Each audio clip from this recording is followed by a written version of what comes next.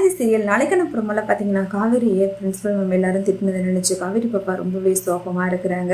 விஜய் பார்த்துட்டு என்னாச்சு பாப்பா எதுக்காக நீ இவ்வளவு சோகமா இருக்கு அப்படின்னு சொல்றாங்க. அப்ப நடந்த விஷயத்தை எல்லாத்தையும் சொல்றாங்க.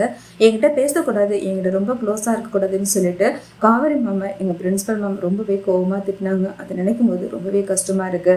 அதே மாதிரி காவேரி மிஸ் என்கிட்ட பேசாமலே போயிட்டாங்க அப்படின்னு சொல்லிட்டு ரொம்பவே வருத்தப்படுறாங்க. காவேரி பாப்பா விஜய் வீட்டுக்கு கூட்டிட்டு வராங்க. அவங்க பாட்டிக்கிட்ட நடந்த விஷயம் எல்லாத்தையுமே சொல்றாங்க. அடுத்த நாளே அவங்க பாட்டி சாரதா அவங்க பிரின்சிபல் மேம் போயிட்டு மீட் பண்றாங்க.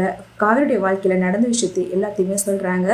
சாரதா அந்த பிரின்சிபல் மேம் கிட்ட நடந்த விஷயம் எல்லாத்தையும் சொல்றாங்க. காவேரி பாப்பா வேற யாரும் கிடையாது, அவளுடைய பொண்ணுதான், அந்த விஜய் தம்பி தான் என்னுடைய மாப்பிள்ளைங்கிற எல்லா உண்மையுமே சொல்றாங்க. இதை கேட்டு பிரின்சிபல் மேம் ரொம்பவே வருத்தப்படுறாங்க. காவேரிக்கு இப்படி ஒரு நிலைமை இருக்குன்னு சொல்லிட்டு நான் கொஞ்சம் கூட எதிர்பார்க்கவே இல்லை. விஷயம் எனக்கு தெரியாம நான் வேற காவேரி கிட்ட ரொம்பவே கோவமா பேசிட்டேன்.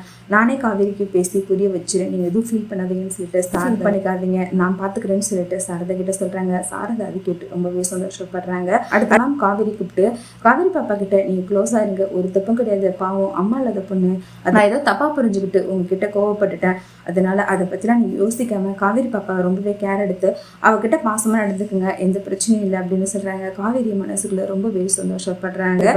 காவேரி யோசிச்சு பாக்குறாங்க, அப்படி ஒரு நிலைமை வந்ததுக்கு காரணமே நம்ம தானே, நம்ம தானே, அவங்க அம்மா இறந்ததுக்கும் நம்மளும் ஒரு வகையான காரணமாயிட்டோம், அதை எப்படியாவது நம்ம சரி பண்ணியே ஆகணும். அவரும் காவேரி யோசிக்க ஆரம்பிக்கிறாங்க. பேசாம அவரே நம்ம கல்யாணம் பண்ணிக்கிட்டானே, அது மாதிரி பண்ணிக்கிட்டா மற்றவங்க பார்க்குறவங்களுக்கும் அது தப்பா தெரியாதுல்ல, காவேரி பாப்பாவும் அதை நினைச்சு கண்டிப்பா சந்தோஷம் தான் படுவா, அதனால அவளுக்கும் அம்மா இல்லாத குறையை நம்ம சரி பண்ணணும்னு சொல்லிட்டு காவேரி முடிவு பண்றாங்க. சாரதா கிட்ட அம்மா நான் ஒரு முடிவு எடுத்திருக்கேன் அப்படின்னு சொல்றாங்க. சாரதாவோ என்னடி என்ன ஆச்சுன்னு சொல்லிட்டு கேட்கறாங்க. அப்ப காவேரி நான் எடுத்த முடிவு தப்பா காட்டுறேன்னு தெரியல, ஆனா மனசுக்குள்ள தோணுது, அதனாலதான் சொல்றேன், பேசாம விஜயை நானே கல்யாணம் பண்ணிக்கிறேன், அப்படி கல்யாணம் பண்ணிக்கிட்டா அந்த காவேரி பாப்பாவுக்கு அம்மா இல்லாத குறையை நான் நிவர்த்தி பண்ணலான்னு நினைக்கிறேன், பேசாம நானே கல்யாணம் பண்ணிக்கலாம்னு முடிவு பண்ணிட்டேம்மா, நீ என்னமா சொல்ற அப்படின்னு சொல்றாங்க.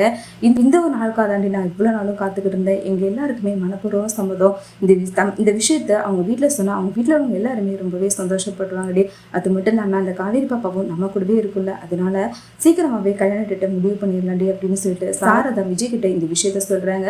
விஜய் அதை கேட்டு ரொம்பவே சந்தோஷப்படுறாங்க.